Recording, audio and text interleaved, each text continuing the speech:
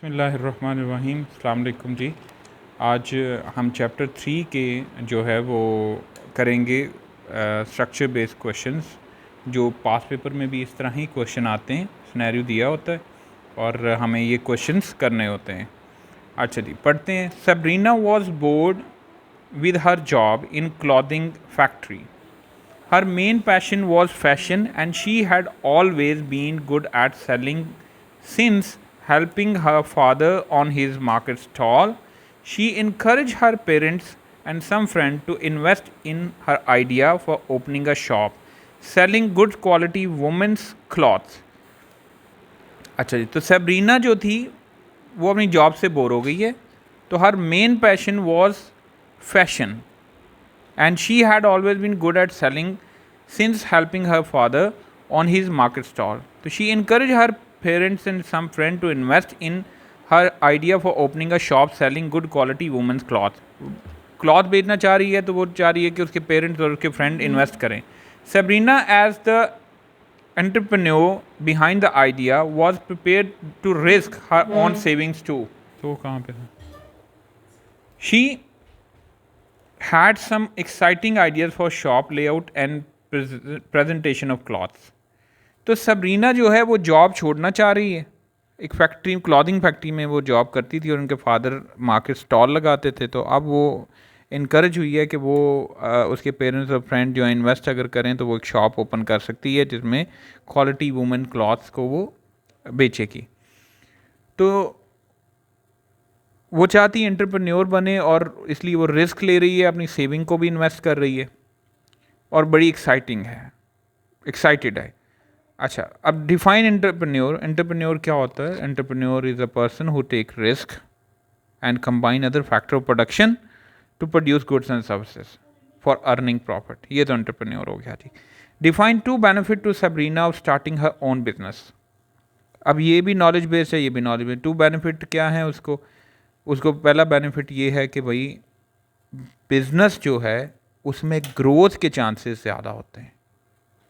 यानी अगर business successful होगा तो growth will be beyond her imagination, यानी उसकी ग्रोथ बहुत ज़्यादा हो सकती है। पहला एडवांटेज तो ये होगा। अब दूसरा एडवांटेज ये है कि फ्रीडम होगा उसको। There will be no boss, ठीक है, और बॉस भी नहीं होगा, इंडिपेंडेंस होगी, वो फ्रीडम के साथ काम कर सकती है। उसे को किसी को का प्रेशर नहीं होगा, किसी को आंसरेबल नहीं होगी। तो ये उसके बेनिफिट हो गया। ये सिर्फ आपने आइडेंटिफाई करने हैं, इसको एक्सप्लेन नहीं करना। Outline two characteristic that Sabrina seem to have that might lead to the success of her business.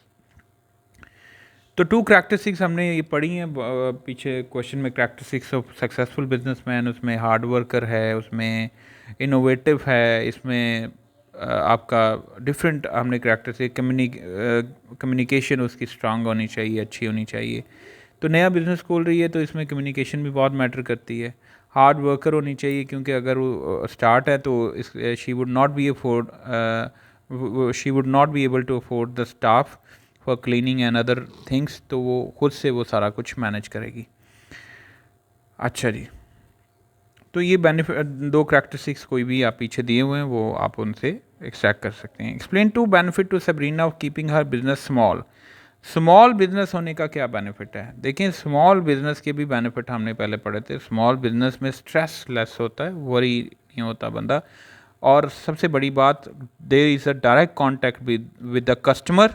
Customer के साथ डायरेक्ट कॉन्टैक्ट होता है जिससे उनकी लाइकिंग डिसलाइकिंग के बारे में पता चलता रहता है, ठीक है, और आप ज़्यादा अच्छे से परफॉर्म करते हो। तो ये बेनिफिट हो सकता है स्मॉल बिजनेस का। और फुली कंट्रोल होता है, यानी Sabrina can controlled her business in a great way. यानी उसको they will be less chance of any kind of wastage और कोई प्रॉब्लम वगैरह नहीं होगी क्योंकि फुली कंट्रोल कर सकती है वो स्मॉल बिजनेस को। I think I should draw up a business plan before I start, said Sabrina.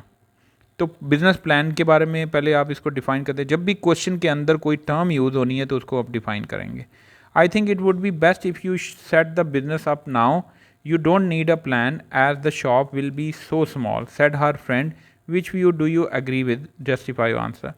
तो आप इस दोनों व्यूज़ के साथ एग्री करेंगे। पहले आप कहेंगे I would agree with this business plan को डिफ़ाइन करेंगे और बिज़नेस प्लान के क्या एडवांटेजेस हैं वो आप बताएंगे इसमें, और इसमें आप उनको डिस्कस करेंगे कि वो डिस्क्राइब करेगी what will be the name क्या होगा,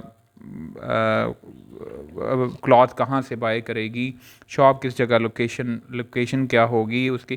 तो ये बिज़नेस प्लान उसको जो है ना वो आने वाले लॉसेस से बचा सकता है, यानी आने वाली जो कंटीजेंसीज हैं उनसे वो अवेयर हो सकती है। और प्लान बेसिकली वो टारगेट होता है, वो एक ट्रैक होता है जिस पे आपने चलना होता है। आप वो दाएं बाएं नहीं होगी, there will be no confusion for that, क्योंकि अनसर्टेनिटी नहीं होगी, there will be certain, all the things will be certain. तो इसको आप इस तरह से एक्सप्लेन कर सकते हैं। पहले बिज़नेस प्लान को डिफ़ाइन करेंगे, फिर बताएंगे कि बिज़नेस प्लान में ये क्लॉज हैं और वो क्लॉज किस तरह से उसके लिए हेल्पफुल हैं, उसने फाइनेंस कहाँ से लेना है, उसने स्टाफ को हायर करना है तो वो कितना हायर करना है, उसका बिज़नेस का क्या एक्सपीरियंस है, और उसमें बिज़नेस में उसके बिज़नेस में कोई और भी ज्वाइन कर रहा है, पार्टनर कितने होंगे, इन्वेस्टर्स अगर वो ले रही है इन्वेस्टमेंट तो इन्वेस्टर एज ए इन्वेस्टर होंगे या वो जैसे एज ए लोन इन्वेस्टमेंट दे रहे हैं। तो ये सारी चीज़ें आप बिज़नेस प्लान में लिखेंगे और फिर आप उसको टारगेट करेंगे, और there will be certainty in the business, और there will be some track on which the business will run. ठीक है, तो मेरा ख्याल है इसको आप सिर्फ अग्री करके और उसको जस्टिफाई कर देंगे, डिसअग्री करने की ज़रूरत नहीं है इसमें, क्योंकि इस लेवल पे इतना वो मार्क्स नहीं होते कि आप इसको डिसएग्री भी करें। ए लेवल्स में हम एग्री भी करते हैं, डिसएग्री भी करते हैं, ऑल एस्पेक्ट्स डिस्कस करते हैं, लेकिन आपने इनमें से एक एस्पेक्ट को डिस्कस करना है। Next is Telecom on the phone network, provide phone network service to many consumer. The business does not manufacture phone and it does not own retail store selling them. Telecom on a phone network and provide phone network service to many consumers। जिस तरह हमारे यहाँ jazz है और इस तरह की Jong है, टेलीनॉर है, ये चीज़ें इस तरह का वो नेटवर्क सर्विस दे रही हैं। The business does not manufacture phone and it does not own retail store selling them. Senior manager at Telecom are considering a take over of either a phone manufacture और a chain of phone shops. यहाँ वो phone manufacture को buy करें। Phone manufacture को buy करना, ये this is a type of integration जो हमने पीछे पढ़ी थी, हॉरिजॉन्टल और वर्टिकल इंटीग्रेशन। तो टेलीकॉम एक फ़ोन की इंडस्ट्री है, तो वो फ़ोन की इंडस्ट्री में फ़ोन मैन्युफैक्चर को बाय ख़रीदेंगे, तो that means this is a backward vertical integration. और a chain of phone shop को अगर बाय करेंगे, this will be a forward integration. Understand? तो Telecom employ 4000 workers and last year recorded total sales of 300 millions. ठीक है, Telecom 4000 workers हैं, last year recorded total sales of 300 million. In contrast the larger manufacture mobile phone tech has 450 workers and recorded total sale 1200 million. अब देखो, इसमें आपसे size से related भी question पूछ सकते हैं कि what matter for the size. तो अब अगर देखें, अगर हम वर्कर्स की बेस पे साइज़ मेजर करें तो जो टेलीकॉम है वो ज़्यादा बड़ा बिजनेस है, क्योंकि उसके वर्कर्स ज़्यादा हैं, 4000 हैं और 450 वर्कर्स हैं इसके फ़ोन टेक के। लेकिन अगर हम वैल्यू ऑफ सेल से मेजर करें तो टेलीकॉम की सेल सिर्फ $300 मिलियन है, जबकि इसकी $1200 मिलियन है। तो फिर ये बिज़नेस बड़ा हुआ। तो डिपेंड करता है कि आपकी बेसिस ऑफ मेजरिंग साइज़ क्या है। तो अगर आपकी basis of measuring size workers हैं तो this will be the greater business, और अगर आपकी मेजरिंग साइज वैल्यू है तो this will be the greater business. तो साइज से रिलेटेड क्वेश्चन हमें देखें, क्वेश्चन पढ़ के पता चल रहा है कि वो हमसे किस तरह का क्वेश्चन पूछ सकता है। तो डिफाइन टेक ओवर क्या है, ये इसकी डेफिनेशन आपको पीछे दी हुई है, उसको रीड आउट करें, वो अंडरस्टैंड करें। Identify 2 other ways apart from take over that business might grow. तो इंटरनल ग्रोथ हो सकती है, तो take over is an external growth. Merger भी हो सकता है, ठीक है, वर्टिकल इंटीग्रेशन हो सकती है, हॉरिजॉन्टल इंटीग्रेशन हो सकती है। 2 वेज आप बता दें इसमें। Outline 2 reason why external group would be interested in measuring the size of business such as Telecom. अब साइज मेजर करने के लिए एक्सटर्नल ग्रुप क्यों इन्वॉल्व होते हैं, ये हमने पढ़ा हुआ है, ये भी नॉलेज बेस्ड क्वेश्चन है। तो 2 रीजन वाई एक्सटर्नल ग्रुप पहले डिफाइन करें, कौन सा एक्सटर्नल ग्रुप साइज के लिए होगा। सबसे पहले तो गवर्नमेंट होगी। गवर्नमेंट क्यों साइज को देखना चाहती है, क्योंकि government has to receive the tax और impose a tax on that in order to measure the size, तो वो साइज़ के हिसाब से टैक्स लगा देगी। और क्या बैंक्स भी हो सकते हैं। तो बैंक्स क्यों चाह रहे हैं साइज़ को मेजर करना, तो बैंक इसलिए चाह रहे हैं because they have to lend the money to that kind of business, तो they must know what is the size of the business. तो ये बात दो आप लिख दें। कस्टमर एम्प्लॉयज़ भी हो सकते हैं, एम्प्लॉय को ये जानना होता है कि हाउ जॉब सिक्योरिटी हमारी होगी कि नहीं, जितना बड़ा बिजनेस होगा the job will be secure. Next, explain two possible reason why senior manager at Telecom want to expand the business. वो बिज़नेस को एक्सपैंड क्यों करना चाहते हैं, क्योंकि हाई सैलरीज उनको मिलेंगी एक्सपेंडेड बिजनेस में, प्रेस्टिजियस होगे, स्टेटस मिलेगा। ये हमने नॉलेज बेस्ड क्वेश्चन है, ये यहाँ पे दिया हुआ है, आप इधर से इसको रीड आउट कर सकते हैं। ये देखें, possibility of higher profit for the owner, more status and prestige, lower average cost होगी और कंपेटिटिव एडवांटेज हो जाएगा। कॉस्ट कम होगी तो वो ज़्यादा कम प्राइस पे ज़्यादा चीज़ें बिकेंगी, तो आपको कंपेटिटिव एडवांटेज होगा, यानी कंपेटिटर से बेहतर चीज़ें बेचेंगे, आप ज़्यादा बेच सकेंगे। लार्जेस्ट शेयर ऑफ मार्केट, यानी कस्टमर मार्केट में आपके ज़्यादा हो सकते हैं। तो ये मैनेजर के कंसर्न हो सकते हैं। उसके बाद है how should Telecom expand taking over a phone manufacture और a chain of shop selling mobile phones. वो कह रहे हैं taking over a phone manufacture, अजान के बाद, हाउ शुड टेलीकॉम एक्सपैंड, हम टेलीकॉम को एक्सपैंड कैसे करना चाहिए। Taking over a phone manufacturer, यानी बैकवर्ड इंटीग्रेशन करनी चाहिए उन्हें, और चेन ऑफ शॉप सेलिंग, या उन्हें फॉरवर्ड इंटीग्रेशन करनी चाहिए। देखें, इन दोनों के बेनिफिट आपके पीछे लिखे हुए हैं, ठीक है। आपने क्या करना है, आप कहेंगे कि अगर if he take over a phone manufacture, तो उसका क्या होगा, उसका फ़ायदा ये होगा जो यहाँ पे एज इट इज़ लिखा हुआ है, मैं आपको दिखा देता हूँ।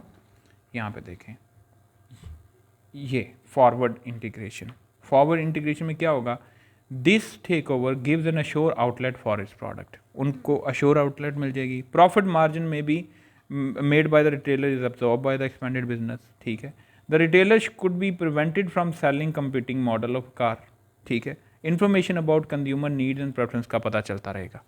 तो ये आपने कहना है कि if they take over the phone manufacturer, sorry, if they take over a phone manufacturer नहीं, if they a chain of, if they take over shops selling mobile phone, तो उसका बेनिफिट वो फॉरवर्ड में आएगा। अगर मैन्युफैक्चर करते हैं तो आप कहेंगे if they take over a phone manufacture, तो then it will be backward vertical integration and this will include the benefit. The merger gives an assured supply of important component and the profit margin of the supply is absorbed by the expanded business. The supplier could be prevented from supplying other manufacturer. Cost of component supply for the manufacturer could be controlled. तो ये बातें दोनों में आप लिख के कह सकते हैं कि both cases he would be in a more advantageous position and more competitive position, ठीक है। तो ये बात आप लिख के, बस इसका आंसर 6 मार्क्स का क्वेश्चन है, और ये भी नॉलेज बेस्ड क्वेश्चन निकला है, ये भी कोई एनालिटिकल बेस्ड नहीं है, ये भी नॉलेज बेस्ड है, ठीक है। आई होप कि ये आपको आपके लिए हेल्पफुल रहा होगा। अपना ख्याल रखें और दुआ में याद रखें। खुदा हाफिज़।